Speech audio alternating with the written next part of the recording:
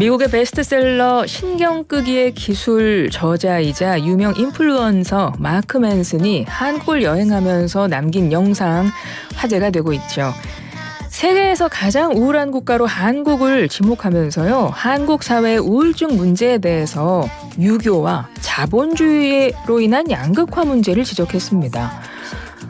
대한민국은 정말 세계에서 가장 우울한 나라가 맞는지 씁쓸해지기도 한데요. 다시 태어난다면 한국에서 살겠습니까? 라는 책을 집필한 서울대 사회학과 이재열 교수 전화 연결해서 이야기 나눠보겠습니다. 교수님 안녕하세요. 안녕하세요. 네, 교수님도 그 마크 맨슨의 영상을 보셨어요? 네, 봤습니다. 저는 영상을 보면서 처음에는 별로 이렇게 느끼질 못했다가 보는 내내 조금씩 좀 마음이 좀 슬퍼지더라고요. 왜 그런 느낌이 있는지 모르겠는데 교수님은 어떠셨어요? 외부자의 시선으로 우리가 당연하게 여겨온 아주 익숙한 우리 생활을 밖에 사람의 시선으로 봤기 때문에 이렇게 공감하게 하는 직관 같은 것들이 분명히 있었다고 생각을 해요. 네. 그런데 이분이 저자이고 심리학적인 주로 이 관점을 가지고 있는 분이기 때문에 역사적인 맥락이나 구조적인 부분 이런 부분들은 조금 피상적이지 않았나 하는 그런 아쉬움도 있었습니다. 네. 우리나라는 진짜 한강의 기적을 이룬 나라입니다. 단기간에 큰 경제적인 성장을 이룬 나라고 그런데 언제부턴가 국민들은 좀 불안해하고 진짜 우울하고 무엇보다 자살률이 세계에서도 가장 높은 게 현실이다 보니까요. 이런 배경들을 생각을 해보면 지금 이런 영상이 그냥 외부인의 시선으로 심리학적인 면을 지적을 했고 객관적으로 그리고 또 어느 부분은 피상적이다 말씀해 주셨지만 좀 마음 한쪽이 씁쓸한 건 사실이긴 하더라고요. 근데 저희도 그런 느낌이 듭니다. 이거는 단순하게 볼 건 아니다. 이런 생각을 함께 하게 되거든요. 이 원인 어디 있다고 보세요? 간단치 않죠. 굉장히 복잡한 구조가 자리 잡고 있다고 그렇죠. 생각을 하는데 저는 그거를 삼불사회가 됐기 때문이다 이렇게 얘기를 해왔어요. 삼불. 예, 네. 불신, 불만, 불안인데 일종의 풍요의 역설이죠. 굉장히 급속하게 성장을 하고 풍요로워졌는데 배고픈 헝그리 사회가 같은 사회학을 한 전상인 교수 표현을 빌리면 앵그리 사회가 돼버렸다 이렇게 표현을 했거든요. 네. 그러면 불신은 왜 생긴 거냐면 과거의 경험 때문입니다. 그러니까 특히 이제 사회 제도, 특히 입법, 사법, 행정 등에 대한 불신이 굉장히 컸었고요. 믿을 데가 없다 이런 생각들을 하고 불만은 성장기, 팽창에 익숙해져 있는 눈높이에서 보면 지금 이제 성장이 저성장을 하고 기회가 축소되는 사회에서는 불만이 굉장히 많아질 수밖에 없고 그 다음에 이제 미래를 생각하면 불안하죠. 특히 거기에는 이제 바닥이 꺼지는 경험인데 특히 이제 그 사회적인 위험을 대비하는 것이 전통적으로 가족이나 지역사회 공동체 등이었는데 거기가 빠르게 해체가 되고 있고 대신에 이제 정부에서 하는 이제 공공의 어떤 복지나 안전망 이런 것들은 OECD에서는 최저 수준 아니겠습니까? 네. 그래서 이런 게 결과적으로 가장 심각한 거는 마크 맨슨이 얘기한 젊은 세대보다 저는 노인 세대의 문제가 훨씬 더 심각하다고 생각해요. OECD에서 제일 높은 빈곤율, 그 다음에 자살률의 제일 큰 부분이 노인 자살이거든요. 네. 그렇군요. 지금 말씀하셨듯이 단기간에 경제 성장을 이루면서 정작 국민들이 불안하고 우울하고 자살률까지 높아진 것. 삼불 사회이기 때문이다. 이렇게 정리를 핵심적으로 해주셨고. 삼불 사회가 됐다. 예. 그렇죠. 삼불 사회가 됐다. 이렇게 짚어주셨는데 그렇다면 이 마크 맨슨이라는 사람이 왜 이 사람은 한국을 가장 우울한 나라로 지목했는지를 좀 보면요. 이런 것들은 이거 좀 해석이 필요한 부분일 것도 같습니다. 뭐라 그랬냐면요. 유교와 자본주의의 최악의 단면만 결합한 나라. 이렇게 진단을 했습니다. 유교와 현대 자본주의 이게 진짜 문제가 된 걸까요? 제가 생각하기에 그게 가장 과도한 해석을 한 부분이라고 생각하거든요. 네네. 우리가 과연 유교적인 사회냐, 물론 유교 유산이 많이 남아있지만 앞에서 가족 해체를 얘기하지 않았습니까? 네. 그런 그 전통적인 효 개념이 가장 빨리 사라지고 있는 나라 중에 하나예요. 그래서 일종의 마음의 습관이라고 그럴까, 이념으로서의 유교가 아니라 이제 생활 속에 들어가 있는 어떤 행위의 규칙으로서의 유교 같은 것들이 남아있긴 할 텐데, 그렇다고 해서 이거를 문화 결정론적으로 보면 곤란하겠죠. 저는 문화는, 유교 같은 거는 운명이라기보다는 일종의 체질이라고 표현할 수 있을 것 같고, 체질은 사람마다 다 다르죠. 네. 그런데 거기에 맞는 약을 쓰면 되거든요. 그런데 돌이켜보면 그런 유교적인 체질이었기 때문에 의기투합이 훨씬 더 잘 됐고, 우리나라 고도성장도 그런 요소 때문에 가능한 측면이 있었고요. 네. 그다음에 최근에 그 코로나19 대응에서 미국하고 대비해보면 미국은 정말 처참하지 않았습니까? 그런데 우리는 꽤 성공적으로 방역을 할 수 있었는데, 그것도 그런 그 체질 때문이다라고 볼 수 있을 것 같고, 또 최근에는 미국의 비즈니스 라운드 테이블 같은 데서 주주 자본주의에 대한 반성들을 하면서 이해관계자 자본주의로 가야 된다. 그런데 그 모델이 어디냐? 이거를 아시아에서 찾기도 하거든요. 그래서 제가 보기에 이거를 운명으로 보고 무조건 최악이다라고 얘기를 하기보다 네네. 특징이 있는데 네. 그중에 이제 좀 문제가 될 수 있는 부분, 그거를 풀어나가려면 거기에 맞는 처방을 어떻게 해야 되는지 하는 이런 생각을 해보는 게 더 맞을 것 같습니다. 그리고 또 하나 지적한 것이 세대 갈등입니다. 이건 어떻습니까? 우리나라가 지금 세대 갈등이 좀 심하긴 한 건가요?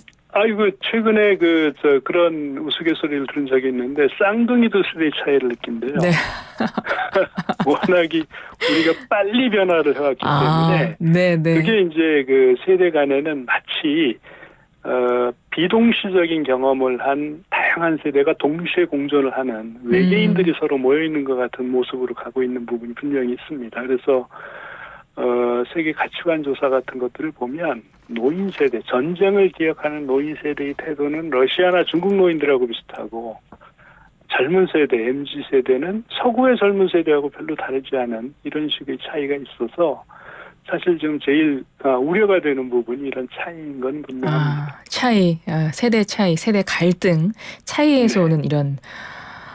그리고 마크 맨슨이 지적했던 것 중에 저는 좀 공감이 됐던 건 바로 이 부분입니다. 압박적인 초경쟁 문화. 이거는 좀 공감이 많이 되시죠, 교수님도? 그렇죠. 어떻습니까?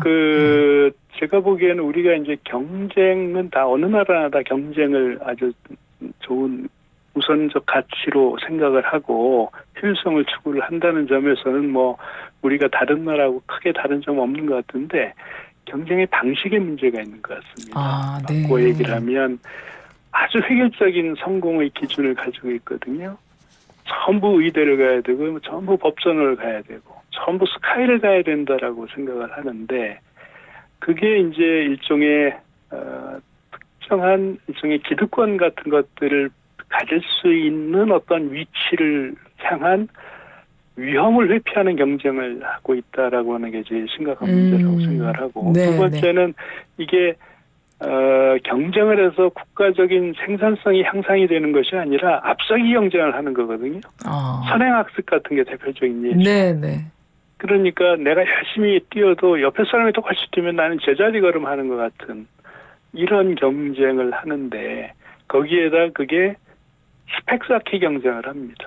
실질적인 능력을 중심으로 평가하기보다는 얼마나 많은 스펙을 쌓는, 이거는 이제 신뢰가 부족하기 때문에 객관적인 지표를 가지고 하는 거거든요. 그래서 제가 보기에는 훨씬 더 지금보다는 공생할 수 있고 성실한 실패가 인정될 수 있는 그런 경쟁, 이런 쪽으로 가야 되지 않을까 생각을 해요. 예. 뭐 경쟁이라는 건 서로 발전을 위해서 필요한 부분이긴 하지만 도대체 왜 경쟁을 하는가, 어떻게 해야 하는가 좀 그 부분을 고민을 해야 되겠군요. 네. 네. 이 마크 맨슨의 지적이 사실 매우 씁쓸합니다. 좀 기분도 안 좋고 해요. 네. 그런데 사실 인정할 수밖에 없는 부분이 분명 좀 많이 있거든요. 저 같은 경우는 그랬습니다. 그렇죠. 예. 그래서 이런 것들 지금 짚어주셨던 것들, 뭐 세대 갈등, 초경쟁 문화, 막 이런 것들 때문에 저는 어디까지 생각이 미쳤냐면 이 저출생 문제가 지금 우리 사회에서 가장 시급한 문제잖아요. 사람들이 그렇습니다. 아이를 낳지 않는 것, 내 아이를 키우고 싶지 않은 사회, 뭐 이런 생각도 하는 걸까요? 제가 생각할 때도 이게 합리적인 개인들이 위험이 하고 불안하다고 느끼면 만들어내는 개인적인 선택들이 집단적으로 만들어지는 게 저출생이거든요. 네네. IMF 총재를 했던 라가르드라고 하는 분이 한국에 와서 학생들을 만난 다음에 집단 자살 사회가 되고 있다 이렇게 얘기를 했는데 네. 이게 비슷한 구조인 것 같습니다. 그러니까 우울하고 불안하고 그런 것들이 결과적으로 모아져서 아이를 안 낳는 이런 결과를 낳는 거죠. 고령화 문제는 어떻게 보고 계세요?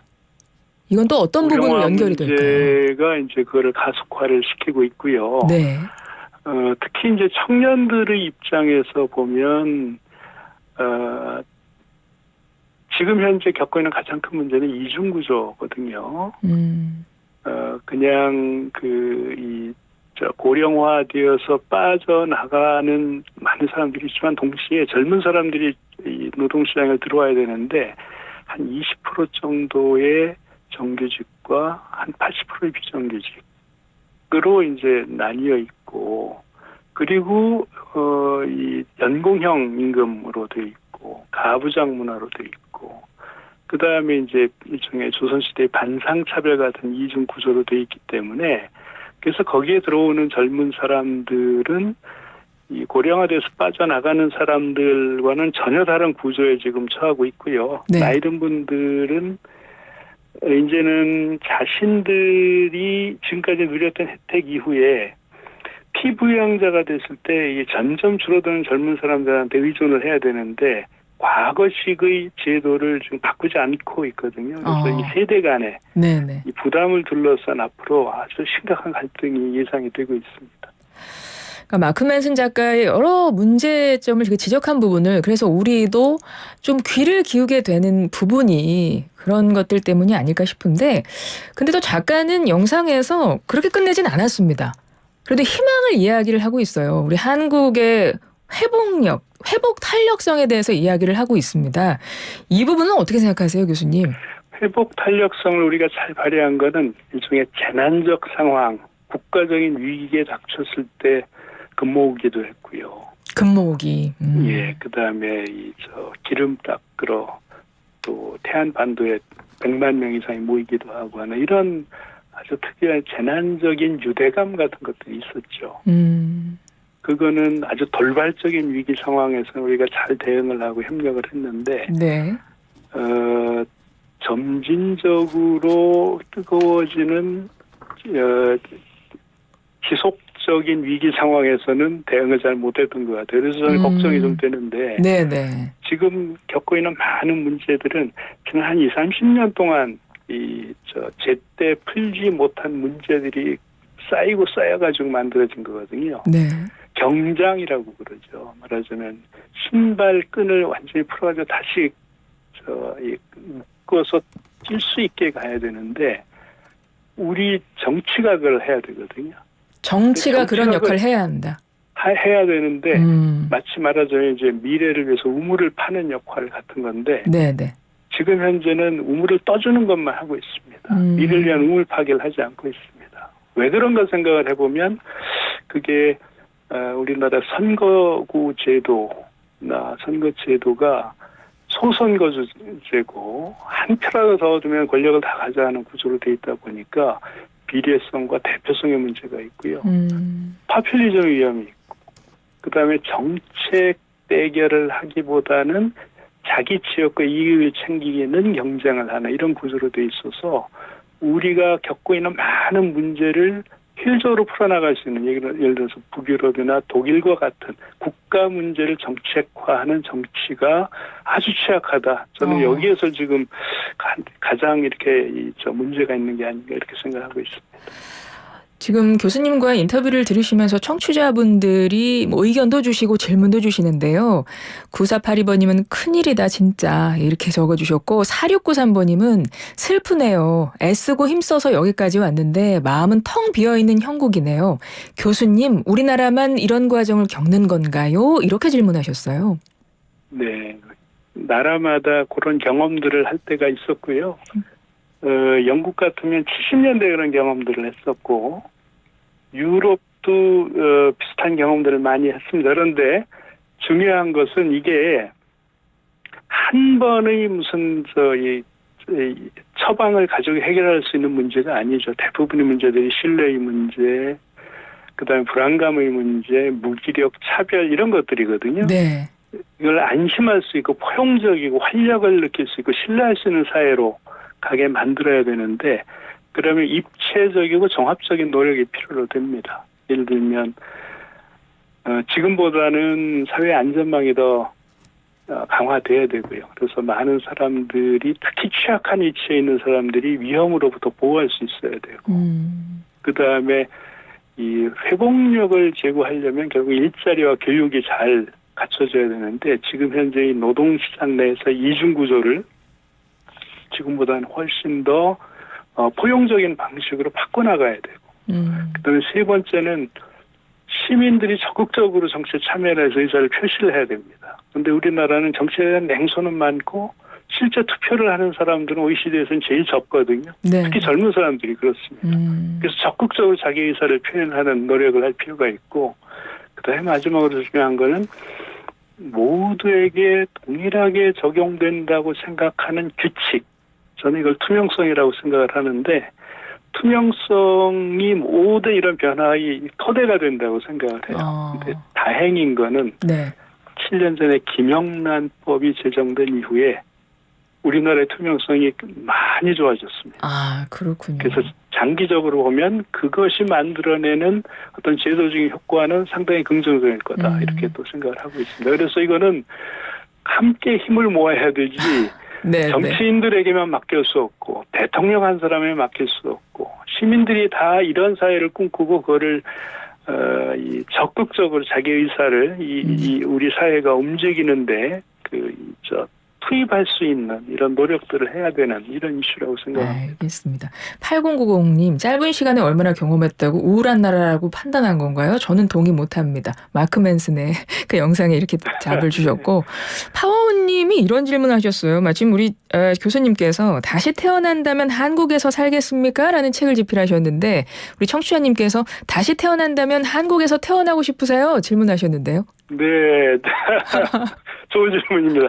마침 제가 어제 스웨덴, 핀란드, 노르딕 국가에서 온 분들하고 만나서 토론을 할 기회가 있었는데 이런 대비를 했어요. 거기는 천국이다. 정말 그렇거든요. 그런데 참 재미없는 천국이다. 근데 우리는 헬조선이다라고 얘기를 하는데 굉장히 재미있는 지옥이다. 문제가 많다는 거는 사회학자의 눈으로 보기에는 아주 분석해야 되고 풀어나가야 될 문제들로 다 보이거든요. 그래서 북유럽 사회학자보다는 제가 할 일이 훨씬 더 많고 사명감도 많이 느낀다고 생각을 해요. 다시 태어나도 사회학을 하면 한국처럼 좋은 나라는 없을 것 같습니다. 그렇군요. 교수님 지금 저희가 시간이 훌쩍 지나긴 했는데 교수님 말씀 끝으로 30초 정도 우리 청취자분들께 좀 한 말씀 좀 해주세요. 아마 이 기사 보시고 많은 분들이 좀 진짜 우울해하실 것 같거든요. 네. 우울한 부분이 분명히 있습니다. 그렇지만 함께 우리가 만들어 나가는 미래라고 하는 점에서 보면 어떤 꿈을 꾸느냐가 중요한 거거든요. 그리고 얼마나 같은 꿈을 공유하느냐, 서로 신뢰하고 협력을 하느냐의 문제인데 지금 우리가 가장 취약한 부분이 그 부분입니다. 자꾸 이 미래에 대한 꿈이 약해지고 신뢰의 폭이 점점 줄어드는 부분이 문제라고 생각을 해서 이 부분에서 각자 노력을 하는 이런 그 계기가 될 수 있었으면 좋겠습니다. 네, 고맙습니다. 지금까지 서울대 사회학과 이재열 교수와 이야기 나눴습니다. 교수님 오늘 말씀 감사합니다. 네, 고맙습니다.